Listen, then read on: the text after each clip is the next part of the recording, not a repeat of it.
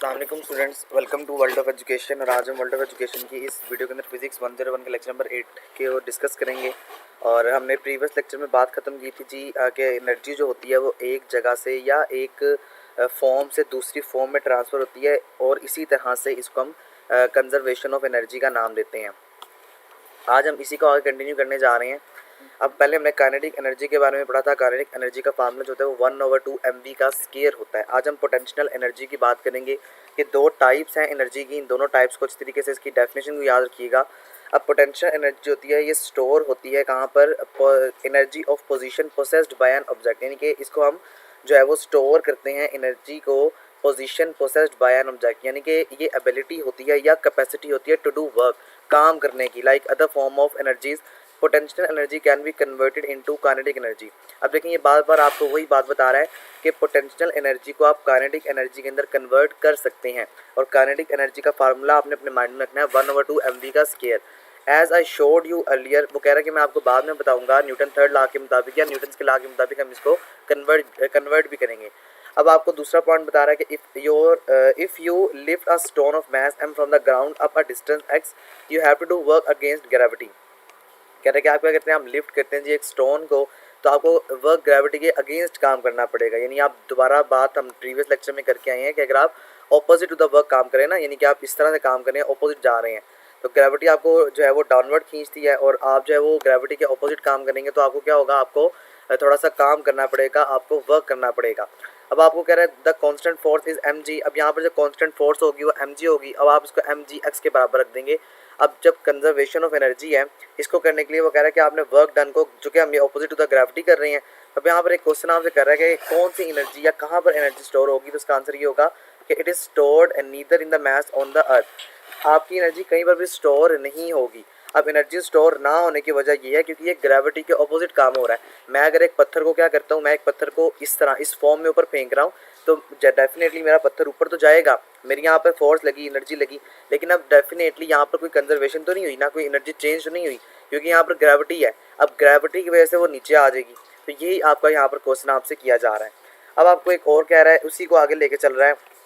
ये आपका जो कल वाला कॉन्सेप्ट था ना कि हमने जो फोर्स है, फोर्स इक्वल टू आपको जो है वर्क डन का फार्मूला था, उसके बराबर आपको ये रखा गया है।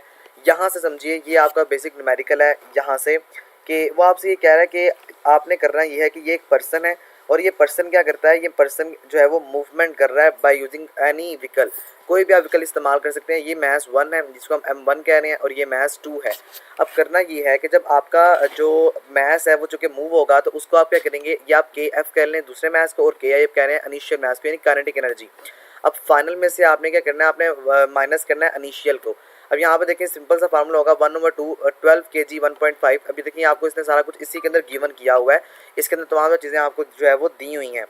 अब करना ये है आपने कि चूँकि इनिशियल में हमारे पास जो बॉडी होती है वो हमारे पास मूवमेंट में नहीं होती है, वो रेस्ट पे होती है। अब इनिशियल तो आपके पास -0 आ गया, और सिंपल आपने इस फार्मूले को यूटिलाइज करके, यानी जो फाइनल वेलोसिटी है या जो फाइनल हमारे पास जो काइनेटिक एनर्जी है, उसको आपने जो है वो कैलकुलेट करके आपके पास एक फाइनल आंसर आ गया 13.5 J, यानी जाउल। अब हम यहाँ पे जाउल इसलिए लिख रहे हैं क्योंकि हमारे पास जाउल जो होता है ये यूनिट होता है वर्क का। और जब आप एनर्जी की बात करते हैं ना, तो दिस मीन्स कि आप वर्क करते हैं, काम करते हैं। अब आपने क्या करना है, अब आपने इसकी कांस्टेंट एक्सेलरेशन को मालूम करना है। एक्सेलरेशन का आपको फार्मूला पता है कि आप फाइनल वेलोसिटी में से v को माइनस इनिशियल को माइनस कर दें, और नीचे आप 2x जो फाइनल हमारे पास मैस है उसको आप माइनस कर देंगे। तमाम तो वैल्यूज़ आपको ऊपर गिवन है, आपने सिर्फ इसको कैलकुलेट से कैलकुलेट करना है, और आपके पास एक फाइनलाइज जो है वो आंसर आ जाएगा। अब वो कह रहा है कि दिस एक्सेलरेशन, ये जो एक्सेलरेशन होती है, ये रिजल्ट हमें देती है कांस्टेंट नेट फोर्स का, जो कि आपको गिवन है F=m में। ये बहुत इंपॉर्टेंट फार्मूला है, और आपको ये पता होना चाहिए। अब ये आपको ये याद होना चाहिए कि ये न्यूटन का सेकंड लॉ है। मैस और जो एक्सेलरेशन है, दोनों आपको ऊपर चीज़ें देखिए यहाँ पे गिवन है। आपने इन चीज़ों को सिर्फ मल्टीप्लाई करना है आपस में, आपके पास जो होगा ये एक फाइनलाइज आंसर आ जाएगा। इसी तरह से आपको एक दूसरा जो है वो फार्मूला या एक दूसरा आपका जो न्यूमेरिकल है उसको बता रहा है कि अब वो अगर आप सपोज कर लें कि there is somebody standing on the ground. वो कह रहा है पहले हमने पिछले केस में हमारे पास जो है वो बॉडी या कोई बंदा जो है इस व्हीकल के ऊपर था या इस ट्रेन के ऊपर था जिसके ऊपर हमारे मैसेज थे, लेकिन अब वाले केस के अंदर हमारे पास क्या है, अब हमारे पास एक ग्राउंड में यानी कि एक आउटसाइड द व्हीकल जो है वो कोई बॉडी खड़ी हुई है, और वो एब्जॉर्ब करेगा। अब डेफिनेटली देखें, अब जो आउटसाइड खड़ा हुआ ना उसकी टोटली ऑब्जर्वेशन चेंज होती है। तो उस टोटली ऑब्जर्वेशन को चेंज करने के लिए या उसको मैथमेटिकल जो प्रूफ करने के लिए आपको यहाँ पर बताया जा रहा है कि अब आप यहाँ पे डेल्टा के लिखेंगे। डेल्टा के का मतलब होता है कि माइनर सा डिफरेंस है लेकिन डिफरेंस लाजमी है। अब वही काम हम दोबारा करेंगे कि आप के एफ को में से माइनस कर दें के आई को। अब यहाँ पर देखें टोटली हमारे पास चूँकि अब जो पर्सन है वो हमारे पास रेस्ट में है, लेकिन हमारे पास जो गाड़ी है जिसको पर्सन एब्जॉर्ब कर रहा है वो मूवमेंट में है या मोशन में है, इसलिए यहाँ पर हम इसको -0 से जो है रिप्रेजेंट नहीं करेंगे। 1/2 mvf, अब ये काइनेटिक एनर्जी है, दोनों काइनेटिक एनर्जी है, दोनों काइनेटिक एनर्जी का आपने फार्मूला ओपन कर दिया। 1/2 12 kg और 16, यानी जो ऊपर हमारे पास वैल्यूज गिवन है बस आपने उसमें से माइनस करना है और आपके पास एक फाइनलाइज आंसर आ गया 284 जूल। ये वाला थोड़ा सा इंपॉर्टेंट है तो आपने इसको ज़रा अच्छे तरीके से समझ लेना है। अच्छा, अब उसके बाद देखिए यहाँ पर हमारे पास आंसर चेंज हुआ, तो ये इस चीज़ को टोटली जो है वो रिप्रेजेंट करता है कि अगर पर्सन या अगर एक बंदा जो है वो ट्रेन के ऊपर या किसी भी व्हीकल के ऊपर जो मूवमेंट कर रही है उसके ऊपर खड़ा हो तो उसकी ऑब्जर्वेशन चेंज है, और अगर वो जो है वो आउटसाइड द व्हीकल यानी कि व्हीकल के ऊपर ना हो, किसी दूसरी जगह पे खड़ा होकर उसको ऑब्जर्व कर रहा हो तो उसकी टोटली ऑब्जर्वेशन चेंज होती है। अब आपको मैकेनिकल एनर्जी के बारे में बता रहा है। मैकेनिकल एनर्जी किसके बराबर होती है? E = kinetic energy plus potential energy. Kinetic energy का फार्मूला होता है 1/2 mv² और पोटेंशियल एनर्जी का फार्मूला आप आगे जाकर डिस्कस करेंगे, लेकिन मैं आपको अगर यहाँ पे बता दूँ तो आपने बस अपने माइंड में रखना है कि mgh ये हमारे पास पोटेंशियल एनर्जी का फार्मूला होता है। अब आपको आगे एक इंपॉर्टेंट बात बताई जा रही है जो कि आपके MCQs के हवाले से बहुत इंपॉर्टेंट है। If there is no friction, अगर हमारे पास कोई फ्रिक्शन नहीं होगी तब क्या होगा? तो एनर्जी जो है वो कंसर्व हो जाएगी, एनर्जी तब्दील हो जाएगी एक फॉर्म से दूसरी फॉर्म में। जैसा देखें दिस मीन्स, इसका मतलब sum does not change with time. जो सम करते हैं ना, प्लस करते हैं दोनों एनर्जीज को, वो चेंज नहीं होता विद टाइम, टाइम के साथ साथ। जिस तरह से अगर फ्रिक्शन की बात है ना, फ्रिक्शन क्या करती है? फ्रिक्शन आपको रोकती है, आपके ऑपोजिट काम करती है, रेजिस्टेंस प्रोड्यूस करती है, तो ये हम इसको फ्रिक्शन कहते हैं। आपको एग्जांपल दे रहा है कि एक बॉल है और आपने उसे थ्रो किया अपवर्ड, उसकी जो स्पीड होगी वो v0 होगी। How high will it go before it stops? वो कह रहा है कि जो बॉल होगी ना, आपने कभी ऑब्जर्व किया होगा कि जब आप अपनी बॉल को ऊपर फेंकते हैं ना तो आपकी बॉल ऊपर जाती है, जितनी आपने फोर्स लगाई है ना उतनी फोर्स के मुताबिक आपकी बॉल ऊपर जाके एक पॉइंट पे आके वो स्टॉप हो जाती है।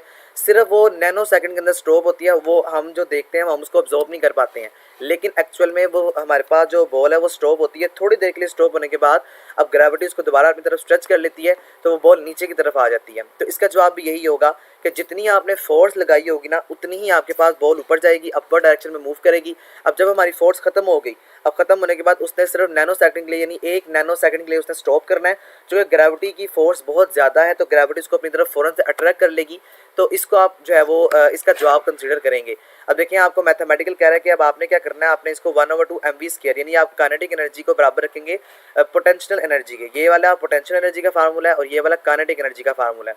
तो अब आपके पास यहाँ पे देखें m से के जो है m के साथ m कैंसिल हो गया, अब g आपका एज इट इज़ रहेगा, एज भी आपका एज इट इज़ रहेगा। अब ये 2 यहाँ पर क्या हो रहा है, डिवाइड हो रहा है, तो दूसरी तरफ जाएगा तो ये मल्टीप्लाई हो जाएगा, क्योंकि हमने खाली एज रखना है। आप इस एज को यहाँ रखेंगे और चूँकि हाँ 2 का वहाँ नहीं लेके जाएंगे, सॉरी ये मैं आपको दोबारा क्लियर कर देता हूँ।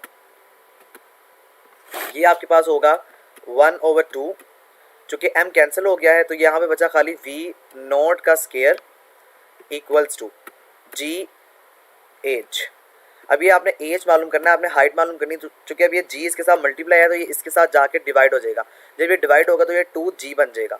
यही एक्सप्रेशन आपको यहाँ पे लिखा हुआ नज़र आ रहा है। तो ये बेसिकली आपको वो फ्रिक्शन या वो फोर्सेस दिखाई जा रही हैं कि जब जितनी पोजीशन पे जाके जितनी हाइट पे जाके हमारे पास हमारी बॉल जो है वापस आना स्टार्ट हो जाएगी। अब वो आपको कह रहा है कि ये आपकी एक व्हीकल है या ये आपकी एक कार है या गाड़ी है, यहाँ से मूवमेंट करेगी, करते करते करते करते यहाँ पर आएगी, फिर उसको यहाँ से फोर्स ज़्यादा लगाना पड़ेगा। तो देखें ये वही फोर्स है या ये वही टेक्निक है जो मैंने आपको प्रीवियस वीडियो में बताई थी कि आपके पास एक इस तरह का जो है वो पाथ है, और मैं आपसे कहता हूँ कि आप मुझे इस बात पे मुझे कितनी एनर्जी चाहिए इस बात को कवर करने के लिए, आप मुझे वो फाइंड करके दें। तो डेफिनेटली ये पाथ कुछ इस तरह का है कि मुझे डायरेक्टली एनर्जी को फाइंड मैं नहीं कर सकता, तो मैं क्या करूँगा, मैं इसको छोटे छोटे हिस्सों के अंदर डिवाइड कर लूँगा। अब मैं जब इसको डिवाइड करूँगा, चूँकि मेरे पास काइनेटिक एनर्जी है ना, तो आप उसको एट द एंड एक समेशन के साथ रिप्रेजेंट करेंगे। ये काम इसने आप ये वाला किया हुआ है कि वन यानी एक पॉइंट ई, आप जो अपने पाथ्स को डिवाइड कर रही हैं या अपनी चीज़ों को डिवाइड कर रही हैं लाइक दिस। अब आप इसको ए कह लें, आप इसको बी कह लें, ठीक है। तो यही काम आपके यहाँ पे करके बता रहा है कि आप जो जिस पाथ पे जाके डिवाइड करेंगे ना, यानी एट पॉइंट ए पे आपका ये होगा 1/2 mv का स्क्वायर और इसके अलावा mgh, यानी आप दोनों जो एनर्जी उनको प्लस कर रहे हैं। इस तरह से आप पॉइंट सी पे कर लें, डी पे कर लें, यानी आपकी मर्जी है ये। तो ये आपके पास एक बेसिक फार्मूला है, जिस फार्मूले से या जिस तरीक़ेकार से या जिस कॉन्सेप्ट से आप ये फाइंड कर सकते हैं कि हमें बेसिक कितनी एनर्जी चाहिए इस बात को फ्लो करवाने के लिए। तो ये बेसिक सी टेक्निक्स हैं, इनको ज़रा याद कर लीजिए, ये फार्मूले आपके पेपर में आते होते हैं। अब वो कह रहा है रिमेंबर, याद कर लें, potential energy has meaning only for a force that is conservation. जो पोटेंशियल एनर्जी होती है इसका सिर्फ ये मायनी है या सिर्फ ये मीनिंग है कि हमारी फोर्स एक या हमारी एनर्जी एक शक्ल से दूसरी शक्ल में ट्रांसफ़र हो रही है। फ्रिक्शन जो है ये नॉन कंजर्वेशन फोर्स है। ये बड़ा इंपॉर्टेंट एमसीक्यूज़ है, आपके क्विज में बहुत दफ़ा पूछा जाएगा, तो आपने ज़रा इसको याद कर लेना है। जो फ्रिक्शन है ये हमारे पास बेसिकली नॉन कंजर्वेशन फोर्स है, और इसको आपने जो कंजर्वेशन फोर्स है इसका आपने फार्मूला याद कर लेना है। इसमें समझाने वाली कोई बात नहीं है, सिर्फ आपने इसको अपने माइंड में रखना है। आगे डेरिवेशन के वाले से आपको बता रहा है कि derivation of F equal to minus D V over D X if a particular या if a particle move distance delta X in the potential V then change in potential V delta V. वो कह रहा है कि अगर आपके पास थोड़ा सा चेंज आया ना किसी भी एनर्जी में या किसी भी बॉडी में, तो आप उसको क्या करेंगे, आप उसको इस फॉर्म में लिखेंगे delta v equal to minus f delta x. ये जो डेल्टा एक्स है ना ये शो करेगा कि आपने थोड़ा सा डिस्टेंस कवर किया, थोड़ा सा आपने वर्क किया है, काम किया, थोड़ा सा आगे बढ़े हैं। इसी तरह से आपके पास ये दूसरा फार्मूला है कि f equal to minus delta v over delta x, यानी कि अब आपको इसी फार्मूले से ये वाला फार्मूला बन गया। चूँकि ये डेल्टा एक्स यहाँ पे डिवाइड हो रहा है, जब ये दूसरी तरफ जाएगा तो ये जाके मल्टीप्लाई हो रहा है, सॉरी यहाँ पे दूसरी तरफ जाके डिवाइड हो जाएगा। तो ये आपके पास इस तरह का फार्मूला क्रिएट बन जाएगा या इस तरह का फार्मूला क्रिएट हो जाएगा।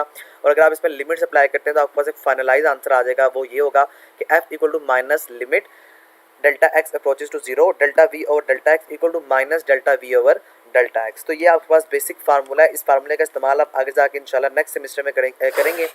यहाँ तक अगर आप लोगों को क्वेश्चन है मुझे ज़रूर बताइएगा। अगर आपको मेरी वीडियो अच्छी लगी तो प्लीज़ मेरे चैनल को सब्सक्राइब ज़रूर कीजिएगा।